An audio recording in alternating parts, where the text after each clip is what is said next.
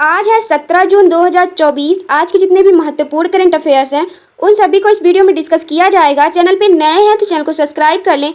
Video पसंद आता है तो वीडियो को लाइक शेयर जरूर करें। ये वीडियो आने वाले सभी एग्जाम के लिए महत्वपूर्ण होगा जिसमें करंट अफेयर्स पूछा जाता है। अगर आप डेली करंट अफेयर्स का टेस्ट देना चाहते हैं तो आप हमारे टेलीग्राम ग्रुप से जुड़ के शाम 6 बजे डेली करंट अफेयर्स का टेस्ट दे सकते हैं। टेलीग्राम ग्रुप का लिंक आपको डिस्क्रिप्शन बॉक्स में मिल जाएगा, जहां से जुड़ के आप अपनी तैयारी को और बेहतर कर सकते हैं। तो चलिए शुरुआत करते हैं और देखते हैं आज का प्रश्न नंबर पहला। प्रश्न नंबर पहला है, हिंदी साहित्य के लिए साहित्य अकादमी युवा पुरस्कार 2024 किसे प्रदान किया गया? ऑप्शन ए है गौरव पांडे, बी अमित चतुर्वेदी, सी अमीश त्रिपाठी, डी ज्योति शुक्ला। राइट आंसर है ऑप्शन ए गौरव पांडे को हिंदी साहित्य के लिए साहित्य अकादमी युवा पुरस्कार 2024 जो है गौरव पांडे को प्रदान किया गया है। चलिए व्याख्या देख लेते हैं। 15 जून को साहित्य अकादमी ने युवा बाल और साहित्य पुरस्कार की घोषणा की। इस साल 23 भाषाओं में युवा साहित्य पुरस्कार और 24 भाषाओं में बाल साहित्य पुरस्कार की घोषणा की गई। युवा साहित्य पुरस्कार युवा लेखक को प्रोत्साहित करने और बढ़ावा देने के उद्देश्य से 35 वर्ष से कम उम्र के युवा लेखकों को दिया जाता है। युवा साहित्य पुरस्कार की शुरुआत जो है 2011 में की गई थी। बाल साहित्य पुरस्कार बाल लेखकों को प्रोत्साहित करने और बढ़ावा देने के उद्देश्य से दिया जाता है। बाल साहित्य पुरस्कार की शुरुआत 2010 में की गई थी। प्रमुख भाषाओं की युवा साहित्य पुरस्कार इस प्रकार हैं। हिंदी भाषा के लिए गौरव पांडे को उनकी कविता संग्रह स्मृति के बीच घिरी है पृथ्वी के लिए दिया गया। अंग्रेजी के लिए के वैशाली को उनकी संस्मरण homeless growing up lesbian and dyslexics in India को दिया गया। उर्दू के लिए जावेद अंबर मिसबाह को उनकी कहानी संग्रह स्टेपनी के लिए दिया गया। प्रमुख भाषाओं के बाल साहित्य पुरस्कार इस प्रकार हैं। हिंदी के लिए देवेंद्र कुमार को उनके कहानी संग्रह 51 बाल कहानियाँ के लिए प्रदान किया गया है। अंग्रेजी के लिए नंदिनी सेन को उनके कहानी संग्रह the blue horse and other amazing animal story from Indian history के लिए दिया गया है। उर्दू के लिए शमशूर इस्लाम फारूकी को उनकी कहानी संग्रह बर्फ के देश अंटार्कटिका के लिए दिया गया है। नेक्स्ट है प्रश्न नंबर दूसरा है, हाल ही में भारत के किस राज्य के स्मृति वन भूकंप स्मारक संग्रहालय को यूनेस्को प्रिक्स वेरसल्स म्यूजियम 2024 के लिए चयनित किया गया? ऑप्शन ए है आंध्र प्रदेश, बी है गुजरात, सी है तमिलनाडु, डी है महाराष्ट्र। इसका राइट आंसर है ऑप्शन बी गुजरात। इस भूकंप स्मारक संग्रहालय को यूनेस्को के द्वारा प्रतिवर्ष घोषित वास्तुकला और डिजाइन के क्षेत्र में प्रतिष्ठित प्रिक्स वर्सेस पुरस्कार के तहत दुनिया के सबसे खूबसूरत संग्रहालय की सूची में रखा गया है। यह स्मृति वन भूकंप स्मारक संग्रहालय 2001 में भुज में आए भूकंप में मारे गए लोगों के श्रद्धांजलि में बनाया गया था। भुज जो है ये गुजरात का एक शहर है। यहाँ पे भूकंप आया था जहाँ पे कुछ लोग मारे गए थे, उनकी स्मृति में ये भूकंप स्मारक संग्रहालय 2001 में बनाया गया था। इस सूची में चीन के चेंगडू में A4 आर्ट म्यूजियम को पहले स्थान पर और मिस्र के गीजा में ग्रेट मिस्री म्यूजियम को दूसरे स्थान पर रखा गया है।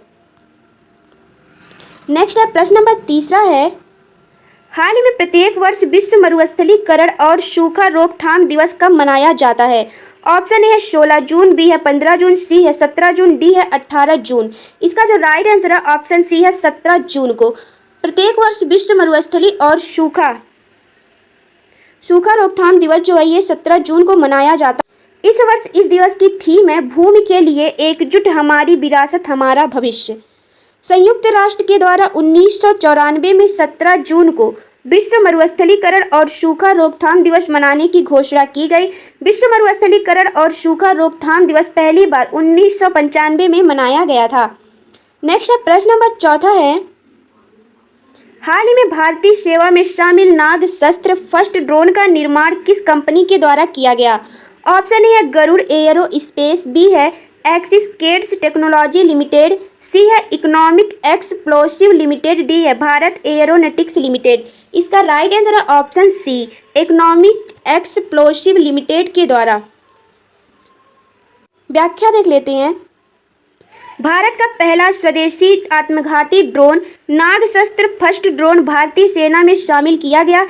इसे हाईटेक ड्रोन को नागपुर की solar industries company economic explosive limited ने डिजाइन किया है और विकसित किया है। इसकी मैन इन लूप रेंज जो है 15 किलोमीटर और ऑटोमेटिक मोड रेंज जो है 30 किलोमीटर है। यह ड्रोन 1200 मीटर की ऊंचाई पर ऑपरेट किया जा सकता है। भारतीय सेना को पहले खेप में 120 ड्रोन की डिलीवरी की गई है। नेक्स्ट है प्रश्न नंबर 5वां है, हाल ही में घोषित कावली पुरस्कार किस क्षेत्र में योगदान के लिए दिया जाता है? ऑप्शन ए है साहित्य, बी है खेल, सी है पत्रकारिता, डी है विज्ञान। राइट आंसर है ऑप्शन डी, विज्ञान के क्षेत्र में कावली पुरस्कार जो है प्रदान किया जाता है। हाल ही में विज्ञान के क्षेत्र में दिया जाने वाला प्रसिद्ध पुरस्कार कावली पुरस्कार की घोषणा की गई। इस वर्ष खगोल भौतिकी, तंत्रिका विज्ञान और नैनो विज्ञान में योगदान देने के लिए 8 विजेताओं को सम्मानित किया गया है। खगोल भौतिकी के क्षेत्र में डेविड चारबोन्यो और सागर सीगर को बाह्य ग्रहों की खोज तथा उनके वायुमंडल की विशेषता के लिए दिया गया है। नैनो विज्ञान के क्षेत्र में रॉबर्ट लैंगर, अमर्ड पाल, एली बिसाटोस और चार्ड मिरकिन को बायोमेडिकल अनुप्रयोग में सफलता के लिए दिया गया है। तंत्रिका विज्ञान के क्षेत्र में नैन्सी कनबीशर, बिनरीक फ्रीवाल्ड और डोरिस त्याशो को चेहरे की पहचान और मस्तिष्क के बीच संबंध का पता लगाने के लिए प्रदान किया गया है। कावली पुरस्कार नॉर्वेजियन अमेरिकी व्यवसायी और परोपकारी फ्रेड कावली के सम्मान में दिया जाता है, जिसकी शुरुआत 2008 में की गई थी। नेक्स्ट है प्रश्न नंबर 6वां है, 18वें Mumbai international film festival of India 2024 में किसे B Shantaram life time achievement award से सम्मानित किया गया? ऑप्शन ए है पाबुलूरी सुब्बा राव, बी है दुब्बूरी सुब्बा राव, सी है सुबैया नल्ला मुथु, डी है अवंतिका वंदनुपु। राइट आंसर है ऑप्शन सी, सुबैया नल्ला मुथु को। सुबैया नल्ला मुथु जो है ये फिल्म निर्माता हैं। यह पुरस्कार जो है वन्यजीव फिल्म निर्माण के क्षेत्र में उनके योगदान के लिए दिया गया है। नेक्स्ट है प्रश्न नंबर 7वां है, हाल ही में किसे दक्षिण अफ्रीका का राष्ट्रपति पुनर्निर्वाचित किया गया? ऑप्शन ए है जैकब जुमा, बी है जेरेमिया मानले, सी है अब्दुल फतेह अल सीसी, डी है सिरिल रामफोसा। राइट आंसर है ऑप्शन डी, सिरिल रामफोसा को अफ्रीका का राष्ट्रपति पुनर्निर्वाचित किया गया है। सिरिल रामफोसा को दूसरी बार दक्षिण अफ्रीका का राष्ट्रपति चुना गया है। सिरिल रामफोसा अफ्रीका राष्ट्रीय कांग्रेस पार्टी के सदस्य हैं, जिन्हें 2018 में पहली बार दक्षिण अफ्रीका के राष्ट्रपति के रूप में चुना गया था। नेक्स्ट क्वेश्चन है, प्रश्न नंबर 8वां है, हाल ही में प्रकाशित पुस्तक a fly on the RBI wall किसके द्वारा लिखी गई? ऑप्शन ए है रघु राम राजन, बी है अल्पना कीलावाला, सी है डॉक्टर मनमोहन सिंह, डी है पी चिदंबरम। राइट आंसर है ऑप्शन बी, अल्पना कीलावाला। हाल ही में प्रकाशित पुस्तक a fly on the RBI wall Alpana Kilawala के द्वारा लिखी गई है। पूर्व आरबीआई का कार्यकारी निदेशक ये अल्पना होगा। अल्पना कीलावाला द्वारा लिखित पुस्तक a fly on the RBI wall का विमोचन किया गया। इस पुस्तक में आरबीआई के 25 वर्ष में हुए परिवर्तन और सुधारों के बारे में बताया गया है। नेक्स्ट है, हाल ही में पीएम श्री पर्यटन हवाई सेवा का शुभारंभ कहाँ किया गया? ऑप्शन ए है गुजरात, बी है उत्तर प्रदेश, सी है झारखंड, डी है मध्य प्रदेश। राइट आंसर है ऑप्शन डी, मध्य प्रदेश में पीएम श्री पर्यटन हवाई सेवा का शुभारंभ जो है मध्य प्रदेश में किया गया है। मध्य प्रदेश में मुख्यमंत्री मोहन यादव द्वारा सीएम श्री पर्यटन हवाई सेवा का शुभारंभ किया गया। इसके तहत राजा भोज अंतर्राष्ट्रीय हवाई अड्डा भोपाल से जबलपुर के लिए पहली उड़ान शुरू किया। इसके तहत राज्य में 8 शहरों को हवाई सेवा से जोड़ा जाएगा। इसका उद्देश्य पर्यटन स्थलों की कनेक्टिविटी को बेहतर बनाना है। नेक्स्ट है प्रश्न नंबर 10वां है, हाल ही में हेमस्तसु त्यौहार शुरू हुआ। यह त्यौहार किसकी जयंती में मनाया जाता है? ऑप्शन ए है गुरु पद्य संभव, बी है आचार्य महावीर, सी है गौतम बुद्ध, डी है आदि शंकराचार्य। राइट आंसर है ऑप्शन ए, गुरु पद्य संभव। व्याख्या देख लेते हैं। 15 जून से केंद्र शासित प्रदेश लद्दाख में हेमिस तसु त्योहार शुरू हुआ। यह त्योहार लद्दाख के हेमिस मठ में गुरु पद्मशंभो की जयंती पर आयोजित किया जाता है।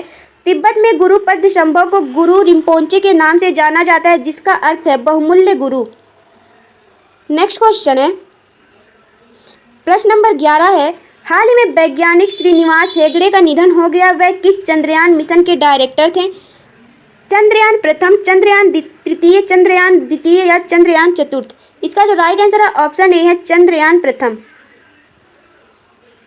इसरो के पूर्व वैज्ञानिक श्रीनिवास हेगड़े का बेंगलुरु में निधन हो गया। श्रीनिवास हेगड़े 1998 से 2000 तक इसरो के वैज्ञानिक रहे। यह भारत की चंद्रयान प्रथम मिशन के डायरेक्टर थे। यह मिशन 2008 में लॉन्च किया गया था। नेक्स्ट है, हाल ही में जनरेटिव आर्टिफिशियल इंटेलिजेंस पर अंतर्राष्ट्रीय सम्मेलन का आयोजन कहाँ किया गया? ऑप्शन ए है बेंगलुरु, बी है कोच्चि, सी है पुणे, डी है नई दिल्ली। राइट आंसर है ऑप्शन बी कोच्चि में। जनरेटिव आर्टिफिशियल इंटेलिजेंस पर अंतर्राष्ट्रीय सम्मेलन का आयोजन जो है कोच्चि में किया गया। नेक्स्ट क्वेश्चन है, हाल ही में उत्तर प्रदेश के किस जिले के गुड़ को जीआई टैग प्रदान किया गया? ऑप्शन ए है शामली, बी है कुशीनगर, सी है गोंडा, डी है मुजफ्फरनगर। राइट आंसर है ऑप्शन ए शामली। उत्तर प्रदेश के शामली जिले के गुड़ को जीआई टैग प्रदान किया गया है। नेक्स्ट क्वेश्चन है, हाल ही में भारत का वस्तु निर्यात 9.1 से बढ़कर कितने बिलियन डॉलर हो गया है? ऑप्शन ए है 48.13 billion dollar, B 28.13 billion dollar, C 18.13 billion dollar, D 38.13 billion dollar. Right answer है option D 38.13 billion dollar. Next question है, क्वेश्चन नंबर 15 है, इंदिरा गांधी राष्ट्रीय कला केंद्र ने किसके साथ भारतीय कला और संस्कृति को बढ़ावा देने के लिए समझौता किया? ऑप्शन ए दूरदर्शन, बी सांसद टीवी, सी पर्यटन मंत्रालय, D NITI Aayog. Right answer है ऑप्शन बी सांसद टीवी के साथ। ये कुछ महत्वपूर्ण प्रश्नों का रिवीजन कर लेते हैं। हाल ही में मैकगिल विश्वविद्यालय द्वारा किस भारतीय को डॉक्टरेट की मानद उपाधि से सम्मानित किया गया? उत्तर है डॉक्टर सौम्या स्वामीनाथन को। नेक्स्ट है, हाल ही में स्कॉच ग्रुप इंडिया द्वारा नवीकरणीय ऊर्जा वित्त पोषण श्रेणी में स्कॉच पर्यावरण, सामाजिक और शासन पुरस्कार 2024 से किसे सम्मानित किया गया? उत्तर है ग्रामीण विद्युतीकरण निगम लिमिटेड को। नेक्स्ट है, हाल ही में सिप्री द्वारा जारी रिपोर्ट के अनुसार वर्ष 2023 में कौन सा देश सर्वाधिक सैन्य खर्चा करने वाला देश रहा? उत्तर है अमेरिका।